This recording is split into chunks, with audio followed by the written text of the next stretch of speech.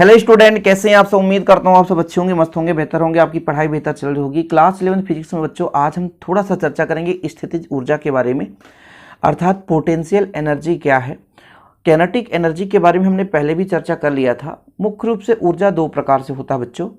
ऊर्जा किसे कहते हैं? कार्य करने की क्षमता को हम ऊर्जा कहते हैं। ऊर्जा दो प्रकार से होता है। एक तो आपका कैनेटिक एनर्जी जिसे बोलते हैं हम गतिज ऊर्जा। जैसे आप गति कर रहे हैं, मतलब एक स्थान से दूसरे स्थान तक जा रहे हैं, या कि मान लीजिए इस पेन को मैं थोड़ा सा इसको धक्का दे रहा हूं तो ये गति कर रहा है ना, ये देखो गति कर रहा है। तो गति कर रहा है बच्चों, तो इसमें कहीं ना कहीं एक ऊर्जा निहित होगी, कहीं ना कहीं इसमें एक प्रकार की ऊर्जा होगी। तो वो जो ऊर्जा है वो गतिज ऊर्जा है। लेकिन अभी मैं एक पेन का यहाँ पर एक कवर यहाँ पर रख देता हूँ, ये स्थिर है, ये गति तो नहीं कर रहा है, ये स्थिर है, तब पर भी इसमें कहीं ना कोई ऊर्जा तो है। जैसे मैं इसको थोड़ा हल्का बल देता हूँ तो भाई थोड़ा सा ये तुरंत गति नहीं करता। इसको घुमाना भी चाहूँ मान लो हल्के बल से तो नहीं घूमेगा जब तक कि इसको पर्याप्त बल ना मिल जाए। तो वो स्थिर अवस्था में है। तो भाई साहब उसकी स्थित विकृति अभिविन्यास के कारण उसमें कहीं ना कहीं एक ऊर्जा निहित है, स्थिर है, उसकी आकार है, विकृति है, जो भी है, इसके कारण उसमें एक ऊर्जा निहित है। उस ऊर्जा को बच्चों क्या बोलते हैं हम? स्थितिज ऊर्जा। ठीक है, क्या बोलते हैं? स्थितिज ऊर्जा। परिभाषा देख लो, किसी वस्तु में उसकी स्थित विकृति अथवा अभिविन्यास के कारण जो ऊर्जा होती है, अर्थात कार्य करने की जो क्षमता होती है, उसे उस वस्तु की स्थितिज ऊर्जा कहते हैं। कुल मिलाकर के मान लीजिए हर प्रकार से स्थितिज ऊर्जा होगी। ऐसा नहीं है कि मान लीजिए वस्तु स्थिर तभी हो सकता है। जैसे पानी मान लीजिए किसी बांध में भरा हुआ है, तब पर भी वहाँ एक ऊर्जा लग रही है कि नहीं? स्थितिज ऊर्जा। एक और, जब आप पुराने ज़माने की घड़ी देखेंगे तो चाबी युक्त घड़ी आती थी, चाबी भर दिया जाता था, हम बाह्य लगा देते थे, वो चाबी अंदर स्प्रिंग लगा रहता था, वो घूम जाता था। तो क्या होता था कि उसमें जो ऊर्जा संचित हो जाती थी, स्थितिज ऊर्जा संचित हो जाती थी। बाद में वो घड़ी 3-3 महीने चलती रहती थी, धीरे धीरे वो ऊर्जा स्थानांतरित होती थी। अब तो सेल का घड़ी आने लगा। जो हैंड वॉच आता है बच्चों, हाथ की जो घड़ी आती थी, पहले की घड़ी महंगी आती थी, आज भी आपको 250 मिल जाएगा, पहले भी वो 250 से 300 मिलता था। अब सोचो पहले के ज़माने में 250 में मिलता था और आज की महंगाई में वो आपको 3000 में मिल रहा है। तो आज का जो 250 मिल रहा है वो सेल युक्त है। अरे 50 रुपये में भी घड़ी मिल जाएगी, 2-4-10 दिन चलने वाली, आपको एक छोटे मोटे मेले में मिल जाती है। तो वो 2-4 दिन चलती है, बाकी तो ख़त्म हो जाती है। तो वो भी घड़ी, वो इलेक्ट्रॉनिक हो गया आजकल। पहले क्या होता था, हम बाहर से ऊर्जा देते थे, हम यांत्रिक ऊर्जा देते थे। यांत्रिक ऊर्जा जो है स्थितिज ऊर्जा में वो संचित हो जाती थी और बाद में वो घड़ी चलती रहती थी। तो ये सब स्थितिज ऊर्जा के एग्जाम्पल हैं। स्थितिज ऊर्जा के एग्जाम्पल आपको बहुत अच्छे तरीके से तैयार कर लेना चाहिए। जैसे बांध में रुके हुए पानी में स्थितिज ऊर्जा संचित होती है, इसे टरबाइन पर गिराया जाता है और जब गिराया जाता है तो जल विद्युत उत्पन्न होता है। मतलब जब हम पानी को किसी टैंक में भरते हैं या मान लीजिए किसी बांध पर रुका है तो उसमें एक ऊर्जा निहित है, उस ऊर्जा को कहते हैं स्थितिज ऊर्जा। क्या बोलते हैं? स्थितिज ऊर्जा।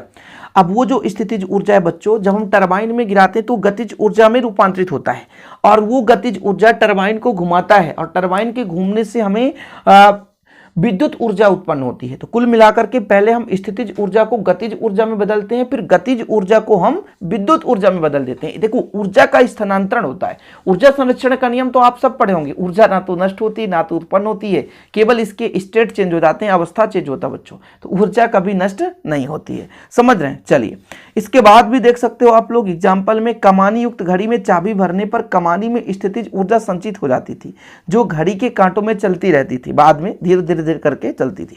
धनुष को खींची हुई डोरी में स्थितिज ऊर्जा संचित हो जाती है। जैसे धनुष की डोरी खींचते हैं फिर धीरे से छोड़ते हैं तो तीर जो है बहुत दूर तक जाता है, वो उसको गति प्रदान करता है। कहीं ना कहीं ऊर्जा होती है ना, स्थितिज ऊर्जा। किसी पेड़ में, देखो, पृथ्वी की सतह से ऊपर उठाई गई वस्तु में स्थितिज ऊर्जा होगी। किसी पेड़ में लगे हुए फल में स्थितिज ऊर्जा होती है, स्थिर रहता है ना, तभी तो आंधी आता है तो वो स्थिर रहता है। स्थिर का जड़त्व उसमें लगता है विराम का जड़त्व। आंधी आता है तो टहनियाँ हिलती है और उसमें स्थितिज ऊर्जा कारण वो स्थिर रहता है, मतलब स्थित का जड़त्व रहता है, विराम का जड़त्व रहता है, और ऊपर की टहनी हिलती है बच्चों और वो नीचे गिर जाता है। समझ रहे हैं? इतना क्लियर है? अब इसी प्रकार से स्थितिज ऊर्जा के रूप भी जान लो भाई साहब। कुछ रूप भी हैं जिनको जरूरत पड़ती है ये चीज़ों की, ध्यान रखें। क्वेश्चन मान लीजिए ऑब्जेक्टिव में ही बन जाता है कि बांध में रुके हुए पानी में कौन सी ऊर्जा निहित होती है, तो फिर आपको पता होना चाहिए ना कि स्थितिज ऊर्जा होती है। क्वेश्चन आ गया भाई, गुरुत्वीय स्थितिज ऊर्जा क्या है? तो जब कोई वस्तु पृथ्वी की सतह से ऊपर उठाया जाता है, मान लीजिए आप खुद ऊपर उठो तो आपको एक भार आभास होता है। जैसे कभी आप झूले में झूलना, तो जब झूला ऊपर की ओर जाता है, मतलब झूले के साथ आप ऊपर की ओर जाते हैं, आप जाते हैं, झूला तो हमेशा ऊपर नीचे चलता रहता है, तो जब झूले के साथ आप जाते हो तो ऐसा लगेगा हमारा कुछ वेट है। लेकिन जब आप नीचे की ओर आते हैं तो ऐसा लगता है कि हमारा भार शून्य, हम पृथ्वी की ओर गिर रहे हैं और हमारे शरीर में कोई वजन ही नहीं है। हमें आभास होता है कि हमारा कोई वेट ही नहीं है, हम बिल्कुल शून्य स्थिति में हो गए। हमारा हाथ पैर कहाँ भाई, हमारी कुछ शरीर का वजन ही आभास नहीं हो रहा, क्योंकि वहां पर पृथ्वी खींच रहा होता है आपको, इतना स्लो, बिल्कुल सिंपल तरीके से। और जब ऊपर की ओर जा रहे हैं तो उस पर स्थितिज ऊर्जा का अनुभव हो रहा होता है। ठीक है, झूले में जब आप ऊपर की ओर जाएंगे तो कहीं ना कहीं बच्चों आपके शरीर में स्थितिज ऊर्जा संचित होगी, तो आपको भार आभास होगा, mg, जितना मास होगा, जितना गुरुत्वीय त्वरण होगा। और जब नीचे की ओर आए तो भार शून्य हो जाता है। तो जब किसी वस्तु को पृथ्वी की सतह से ऊपर उठाया जाता है तो गुरुत्वीय बल के विरुद्ध कार्य करना पड़ता है। गुरुत्व तो नीचे की ओर लग रहा है, वस्तु को ऊपर की ओर ले जा रहे हैं, तो यह जो कार्य है वस्तु की स्थितिज ऊर्जा के रूप में संचित हो जाती है। प्रत्यास्थ स्थितिज ऊर्जा, प्रत्यास्थता क्या है? किसी वस्तु को हम, जैसे मान लीजिए सिंपल एक सबसे अच्छा एग्जांपल देता हूं, रबर है ना। रबर देखना, रबर को खींचते हैं और फिर उसको छोड़ दें तो अपने मूल स्थिति में आ जाता है। स्प्रिंग सबसे अच्छा है, स्प्रिंग को आप थोड़ा सा बढ़ाओ, अब ज़्यादा ही नहीं कि भाई उसकी प्रत्यास्थता सीमा से भी अधिक खींच दो, थोड़ा सा खींचोगे और छोड़ दोगे तो अपने मूल स्थिति में आ जाता है। तो भाई वो प्रत्यास्थ वस्तु कहलाता है। और उस स्थिति में जो ऊर्जा निहित होती है उसे हम क्या बोलते हैं? प्रत्यास्थ स्थितिज ऊर्जा कहते हैं। यानी किसी वस्तु में उसकी प्रत्यास्थता के कारण, यानी प्रत्यास्थता के गुण के कारण जो स्थितिज ऊर्जा होती है उसे हम उसकी प्रत्यास्थ स्थितिज ऊर्जा कहते हैं। ठीक है, चलिए। वैद्युत स्थितिज ऊर्जा, दो आवेशों के मध्य दूरी को घटाने या बढ़ाने पर आकर्षण या प्रतिकर्षण बल के विरुद्ध कार्य करना पड़ता है। भाई दो आवेश यदि समान है तो पास में आएंगे, ठीक है, उसको हम दूर ले जाने की कोशिश करेंगे, है ना। पास में तो आए, प्रतिकर्षण होगा, सिंपल है। लेकिन यदि विपरीत है, विपरीत का मतलब ये होता है बच्चों कि एक प्लस एक माइनस। तो जब विपरीत आवेश होता है तो अत्यंत पास आने की कोशिश करते हैं और उसे हम दूर ले जाएंगे तो कहीं ना कहीं उसके विपरीत में कुछ कार्य करना पड़ेगा, जिसे हम क्या बोलेंगे? वैद्युत स्थितिज ऊर्जा। मतलब आवेशों को दूर ले जाने में हम उनके विरुद्ध कार्य करते हैं और वही जो कार्य है वो ऊर्जा के रूप में संचित हो जाती है। ये चीज़ें बच्चों आप लोग इसके भी प्रकार तैयार कर लो। अब थोड़ा सा एक यहाँ पे फार्मूला भी जरूरी है कि स्थितिज ऊर्जा का फार्मूला कैसे निकालते हैं। यानी कोई वस्तु स्थिर अवस्था में है तो फिर उस पर गुरुत्वीय स्थितिज ऊर्जा कितना होता है। गुरुत्वीय स्थितिज ऊर्जा का फार्मूला हर जगह नहीं होगा। गुरुत्व के कारण जो ऊर्जा होगी उसकी फार्मूला होती है U बराबर mgh। ये कौन सी ऊर्जा है? गुरुत्वीय स्थितिज ऊर्जा। क्यों? क्योंकि यदि पृथ्वी पर कोई वस्तु रखा है तो मतलब उसका h का मान 0 हो जाएगा। स्थिर है ना, तो उस पर भाई h का मान 0 होगा और जैसे ही h का मान 0 हो जाएगा तो U बराबर mg इंटू 0, तो U बराबर कितना हो जाएगा? 0 हो जाएगा।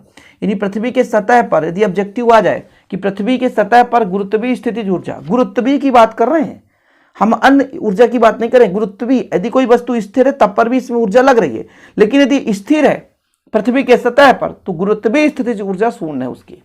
पृथ्वी के सतह पर ऊंचाई कितना है? 0 है। जो आपका ऊर्जा होती है, गुरुत्वीय स्थितिज ऊर्जा होती है mgh, यानी मास कितना, द्रव्यमान कितना है, त्वरण कितना लग रहा है, और h ऊंचाई कितना है जमीन के तल से, पृथ्वी सतह से, इन पर डिपेंड करता है। ठीक है, तो mgh होता है बच्चों। तो इस प्रकार से हमारा गुरुत्वीय स्थितिज ऊर्जा भी कंप्लीट हो गया और उम्मीद करता हूं कि आप लोग समझ गए होंगे। आज के इस छोटे से लेक्चर में आपको कुछ सीखने को मिला होगा। अगले लेक्चर में आपको बता दूंगा भाई एक स्प्रिंग है, कमानी है, उसकी हम स्थितिज ऊर्जा कैसे निकालते हैं उसका व्यंजक हम करा देंगे। ओके बच्चों, वीडियो पसंद आए तो लाइक करके शेयर करें। जय हिंद, वंदे मातरम।